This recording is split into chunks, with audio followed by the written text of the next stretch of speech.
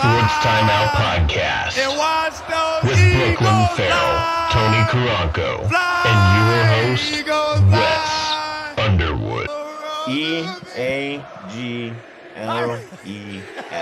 And, well, what's that too? Home of the Chiefs?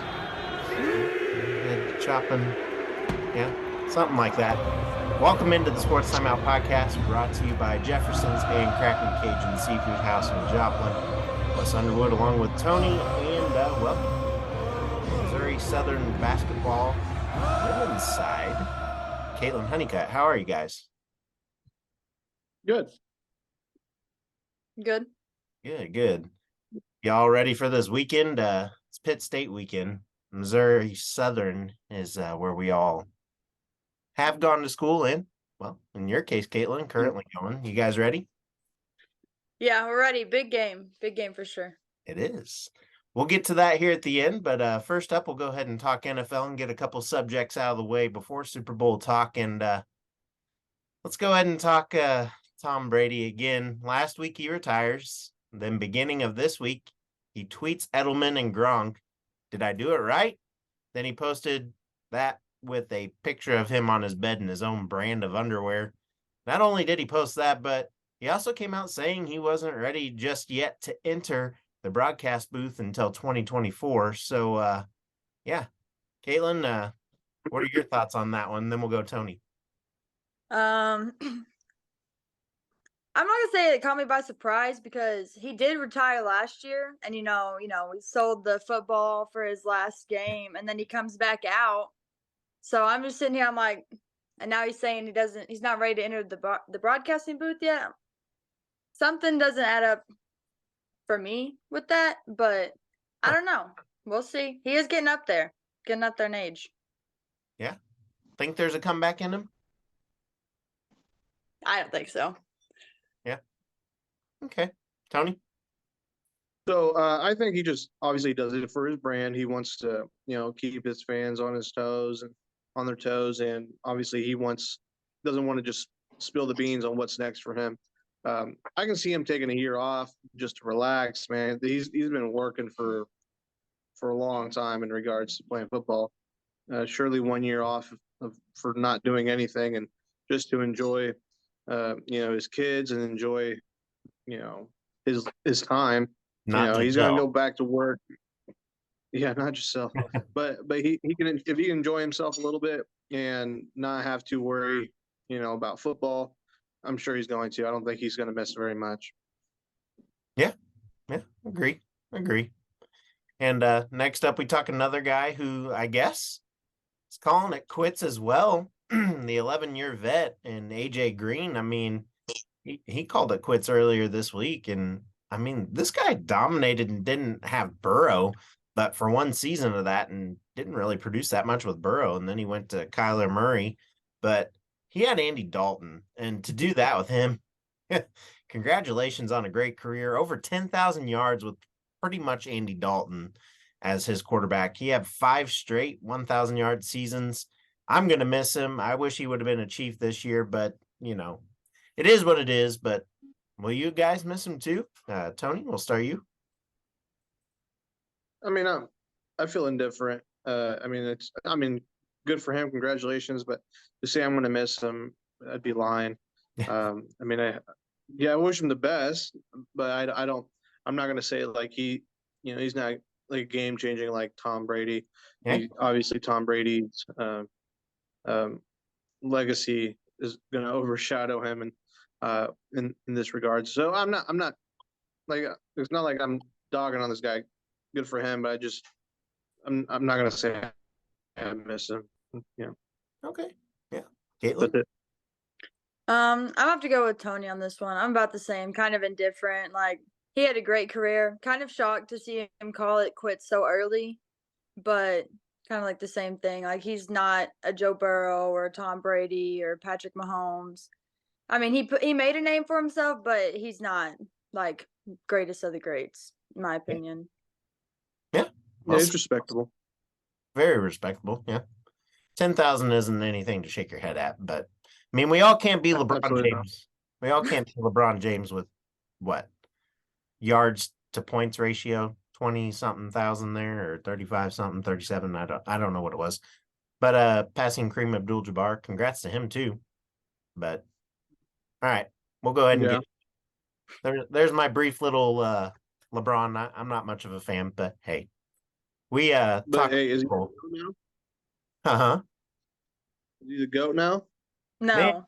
No, I don't think he's the GOAT. Like, I heard it today. Mount Rushmore, I'll take that.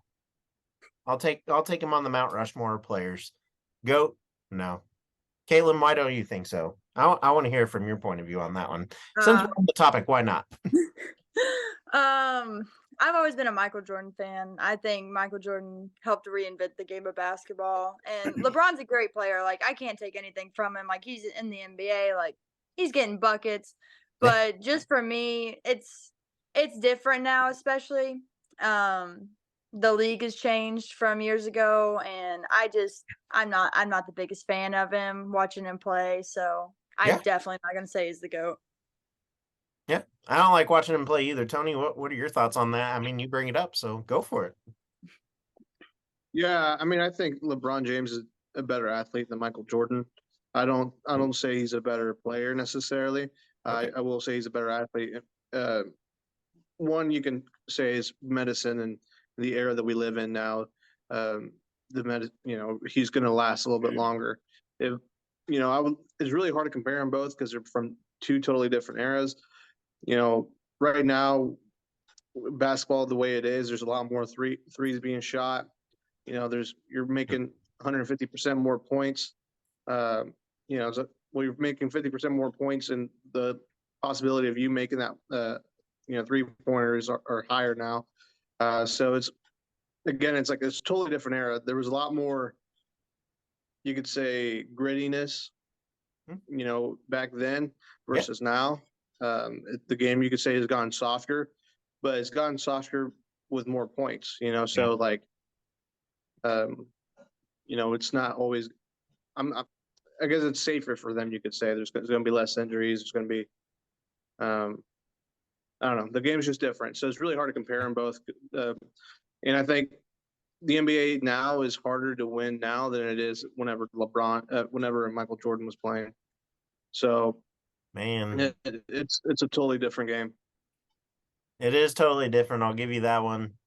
Tougher? I'm not. I mean, have you seen the size of those guys back in the 80s and 90s and 70s for that matter? Holy moly.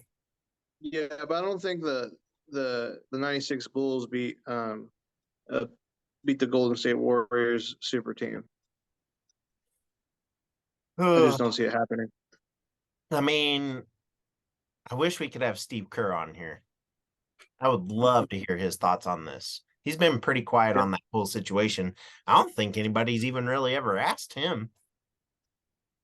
Yeah. Not quite sure on that, but I've never heard anything from him. Say that again? Not publicly, at least. Yeah, no doubt. Not publicly. I mean, let's hope he doesn't trash talk his own team, but he's probably said some stuff in practice to Steph and all them. Like, we could beat y'all. I mean, come on, Tony. Yeah. Draymond Green going up against Dennis Rodman, Scottie Pippen. Draymond Green would probably just. He'd probably just sucker punch them while they weren't looking. But Rodman would hit him right back. So. Yeah, that's true. Yeah, like I said, like they're definitely, like I would say, the game is just harder now in regards to there's maybe not as much defense now, but there's definitely a lot more scoring going on. So it'd probably be better game than I think it would be. But I will say the shooters are better. I will say that. I mean, there's more shots being taken. You're correct there. But I don't know. We'll go ahead and head into the Super Bowl now. I don't want to take up all the time on that, but that's a discussion for another show. So, but it's been deemed the Kelce Bowl, by the way, for the Super Bowl. And since these guys are the first brothers to play each other in Super Bowl, I mean, that just continues to baffle my mind. I mean, how's that never happened? But our first question here comes from their podcast.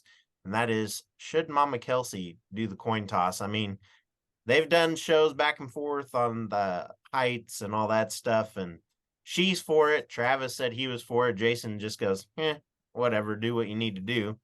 But are you guys for it? Would you like to see it? I would definitely Eh. say yes. Coming from like an athlete's point of view, like if I had a sibling I was playing against and that was an like an option, I'd be like, yeah, I would love for my mom to be able to do the coin toss. I think it'd be something unique. I mean, the Super Bowl, it's already making history as it is, so why not make it even more memorable? Yeah. True. Tony? Yeah, I mean, I have nothing against them doing it, but I also really don't care.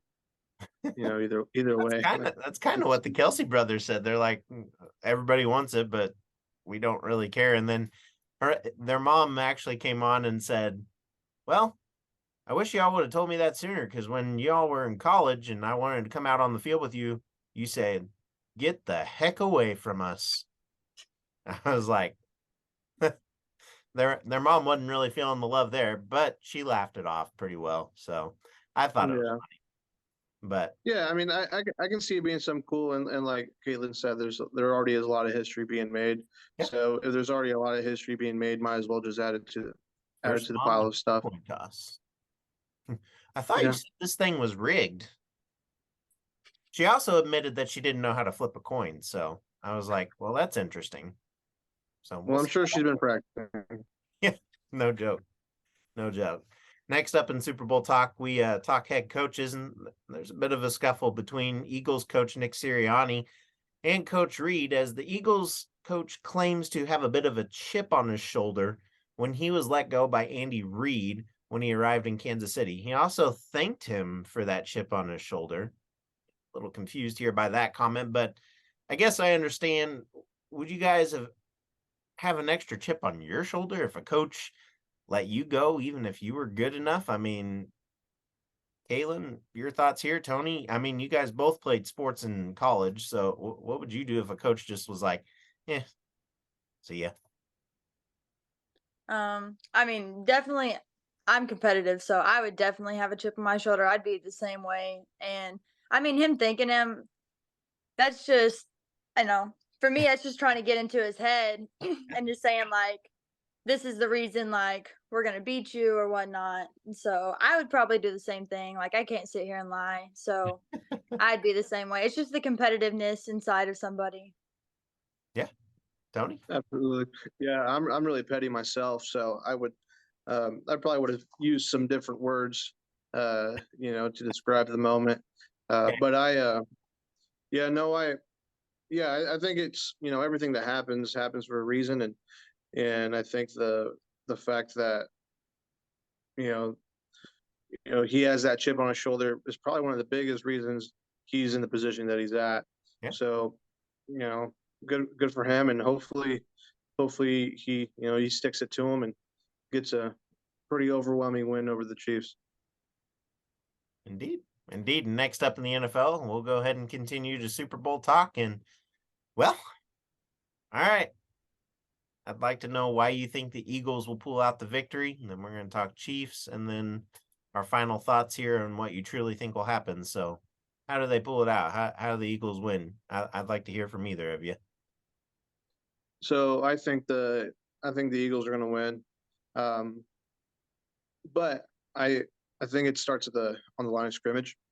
Yeah. At the end of the day, it starts there, it ends there, and that has been the biggest thing in these playoffs that I've noticed is whoever wins the line of scrimmage, whoever is the toughest, is going to end up coming out victorious. The Chiefs have done a great job of winning the line of scrimmage, but I think the Eagles are going to they have a great O line. And and the Eagles defense is not bad either. So overall, it's going to be, again. I'm not saying the Chiefs don't. It's just going to be won or lost there. That's been again the theme all playoffs, and I think the whole season. Whoever has the better O line or D line is going to end up winning the game. My final score prediction, I'm going to say it's 37-34 Eagles. just because I saw that that thing online that was surfacing. So by a field goal, I think it'll be a good game though either way. Okay. Caitlin?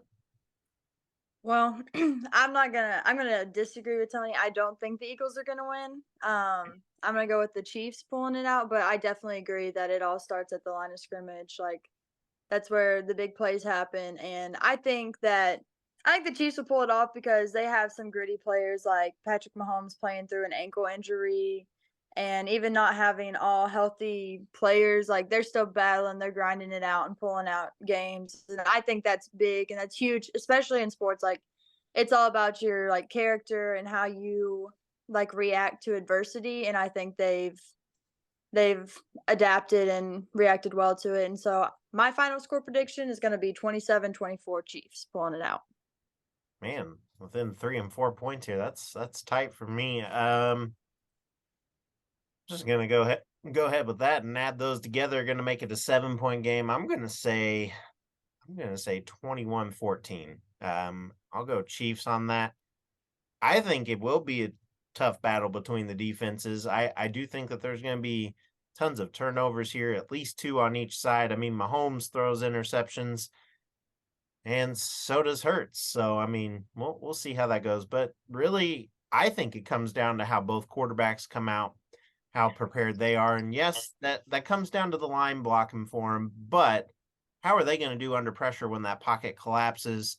Can Mahomes' ankle hold up to it? I mean, Caitlin, you point that out. And then Jalen Hurts, I mean, is he going to be okay? He's never been to the Super Bowl before. Mahomes has. So we'll see. It comes down to either quarterback. Definitely what you two said for sure in the lines, but ultimately it lies on the quarterback. Don't know how it happens, but one of them's going to do something and we're all going to be there. But I'm going to go in favor of the Chiefs, 21-14 and 7-point victory there. So, yeah. Well, and I think Jalen Hurts has played in plenty big games though. I mean, in college, he went to what, 2, 3 national championships. Yeah. Yeah. I mean, I'd say that's. I mean, those are pretty big accomplishments, and obviously not on a small stage whatsoever. I don't think the crowd is going to get to Jalen. I think that's probably the last thing that's going to end up bothering him. I don't think the spotlight's too big. He surprised me. Yeah. No, he surprised me as well. I think it'll be a good game though, either way. Yeah, indeed. On that note, we'll go ahead and head into the local sports update brought to you by Trackside Burgers, and they're open at 1515 West 10th Street in Joplin. Catch them for your tailgate and catering needs, especially for Super Bowl weekend. Get some of that barbecue and probably get on that now before Saturday. I'm sure all their spots are booking up. But first up, Joplin will host Willard tomorrow night. Girls will tip at 6 p.m. and the boys will follow in a super night. Then Carl boys will host Branson tomorrow night as well. Tip is set for 7:30. Then for the Carthage boys, they will host 20-0 Nixa. It's going to be a tall order there. And yeah, game is set for 7:30 as well there. And then in Neosho, the boys will host Ozark tomorrow. And we will finish with the 2-minute warning brought to you by Hot Stone Pizzeria, winners for best pizza in the 4 states. So go grab one of those for the Super Bowl as well if you're not in the mood for barbecue. So yeah, MSSU and Pitt State will be squaring off in basketball this Saturday. The women's tip at 1:30 with the men to follow. Both teams looking to stay atop in the MIAA. And well, Caitlin, since you're here, do you mind talking a little bit about this game? Yeah. Well, as you know, here it's a huge game. It's a rival game. It's the only game we play on this week. Yeah. And so it's really big, like you said. We're both like neck and neck up there at the top of the rankings, and we have the same record in conference right now. So we're both just trying to push past each other and edge out the other one. I think we owe them. They came to Joplin, got us on our own court, and I think we hate losing on our home floor, and that's something we talk about. So yeah, we're gonna go there and do our best to get our lick back, kind of have that chip on our shoulder because we're better than that. And I think it'll be a great game regardless. Indeed. Yeah. And Absolutely. I mean, you mentioned that, though. You guys also had that 17-game winning streak last year to go into the MIAA championship, losing in that final game to number 5 Fort Hays State. I mean, you guys roll into Pitt kind of with that same thing in line right now with the streak that's going on, and you beat the number 7 Jennies last week. I mean, mindset in the locker room, you kind of just explained it. I mean, is it a little bit more intense or? It's definitely more intense. I mean, last year we really got on a hot streak when we were running that win streak up. But I think it's the same thing. Kind of this year we started out strong. We kind of hit a little bump in the road, got a couple losses, but I think it's how you bounce back from things like that. And our team is really gritty. We work hard, and this game is just as big, if not one of the biggest games. Even though we did just play the number 7 team in the nation, this game is huge, just because of who it is and how standings are. And I think we have the momentum in our favor right now, so we're just gonna hope to ride on that and, just give it our best. I know the whole team, we're gonna play hard the entire game. It's gonna be a hard-fought game. There's gonna be runs both sides. Pitt has a great offense. Their offense efficiency is well up there in the nation, and our defense is one of the best too, especially in our league. So it's really gonna be a battle, and it's going to come down to who's hitting shots and who's getting stops. And that's, I mean, simple, but that's what it is. And having the whole week off, I mean, essentially, but practicing and preparing, obviously, how's that been for you guys, just kind of rehabbing some of the mid-season towards the end of the season injuries here that have kind of lingered on? Yeah, we get a lot of extra time with just practicing this week to go see the trainers, get those extra rehab hours in. Especially like at the beginning of the week, we took it a little bit easier, got a lot of shots up, just trying to make sure we have all of our confidence, building confidence, and just working on what we know Pitt's gonna do on their offense. So we're ready to come at it and guard it. And I think if we just lock into our scout and everything that the coaches like establishing us every day, that I think in the end we'll come out victorious. Obviously, I'm a little biased, but that's all it comes down to. On top of that, though, last thing here before we hit the rest of our games that are coming, but has Coach Russell really preached much of anything this week? I mean, being that it's Pitt week, does he treat it as a normal week, or does he add a little bit more fire to his coaching? I mean, for the most part, we treat it like it's a normal week. Our assistant coaches, they're huge on it's Pitt week, it's Pitt week. And so are the girls, like especially because they came and handed us that loss on our floor. Yeah. It's even more intense for us. I think the players are more into it than the coaches are, if that makes sense, because we want to beat them, and we want to beat them on their home floor just like they did us. And Coach Russell, I mean, one of our emphasis this week is like, it's just beat Pitt State, and that's like drilled into our heads for this week, because that's our only focus, which is nice because Pitt is our only game this week. I do like that, because you're not having to go play a team on Thursday and then you only have one day to prepare. It's nice having the whole week to really get into it and know you can execute it when it comes to game time. Absolutely. On that note, next up we talk baseball. MSSU will hit the road tomorrow to take on Delta State in Cleveland, Mississippi. They will play at 4 p.m. Friday, and then in a doubleheader beginning at 1 p.m. Saturday. As for Pitt baseball, they will be home for 4 games, and this weekend against Regis. Friday's games will begin at 3. Saturday will be a doubleheader beginning at noon. And Sunday, they will play at noon as well. For Southern softball, they will be in the Alvey Memorial Classic at Memorial Park in Bentonville, Arkansas. They will take on Southern Nazarene at 11 a.m. Saturday. Then at 1:30, they will face off against Harding. And then Sunday, they will play Southeastern Oklahoma at 11 a.m. and Illinois Springfield at 1:30 p.m. As for Pitt, they will be on the same spot and be down in Arkansas there. and they'll play Southeastern Oklahoma at 11 a.m. Saturday.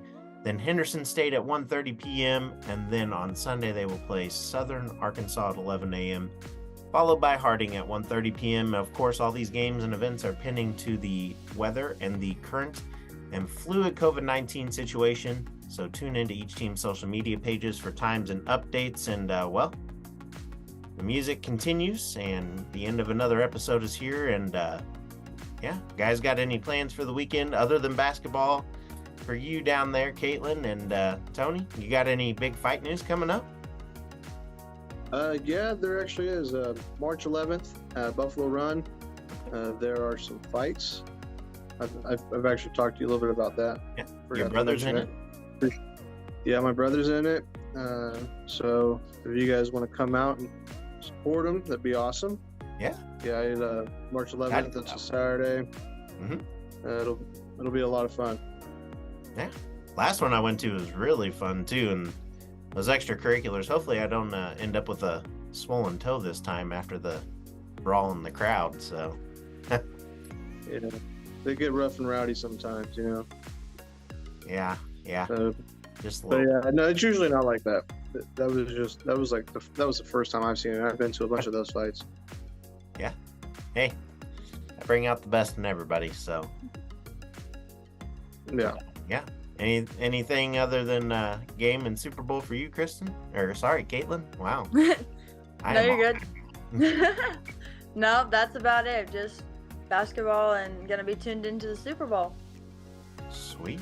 Sounds good. Well, thanks for joining us this week, and to all you guys, catch us next week as hopefully we'll be victorious as Chiefs fans, but Tony and his Eagles going for that ring. So yeah, take care and stay safe. See you again. Bye. See y'all.